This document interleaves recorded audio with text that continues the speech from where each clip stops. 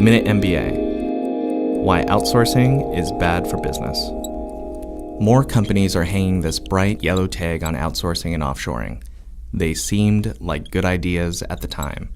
According to The Economist, this trend, which began in the 1980s, may finally be winding down. The main reason is that the savings once realized by outsourcing, hiring domestic or foreign contractors, and offshoring, moving work overseas, aren't what they used to be.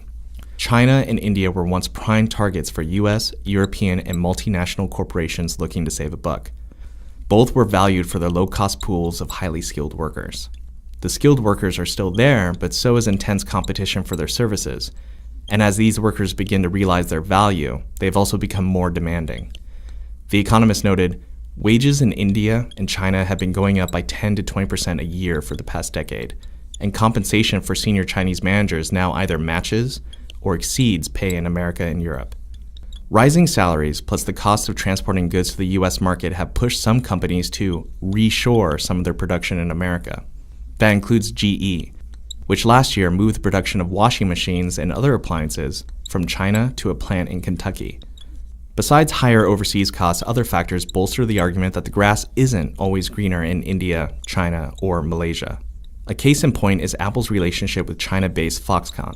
Foxconn's enormous capacity to mass-produce the iPhone and other Apple products was an advantage.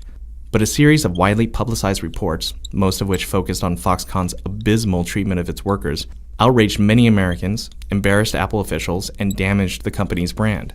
Chief Executive Tim Cook ordered an investigation. In December, Cook announced that Apple would move the production of some Mac computers from China to America. Although Cook declared that the main goal was to create American jobs, it can also be seen as a gesture to placate critics of the Apple-Foxconn relationship. Then there's Boeing, the poster company for outsourcing gone bad. The aerospace giant's saga of flawed batteries has grounded its 787 Dreamliner fleet until a fix can be found.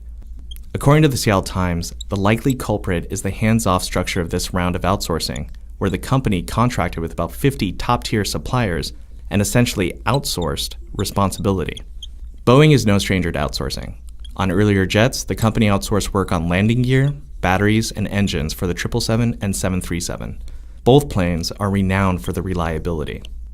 But according to the Times, the company gave too much autonomy to their major suppliers and surrendered oversight of subcontractors to the contractors themselves.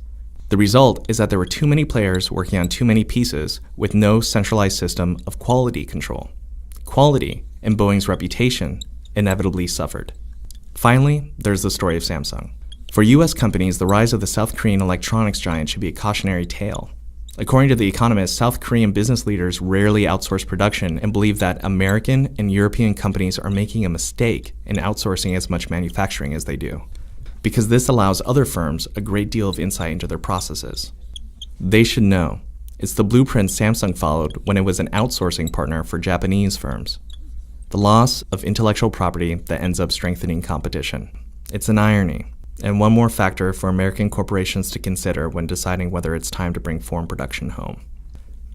For more videos from Minute MBA, check out onlinemba.com.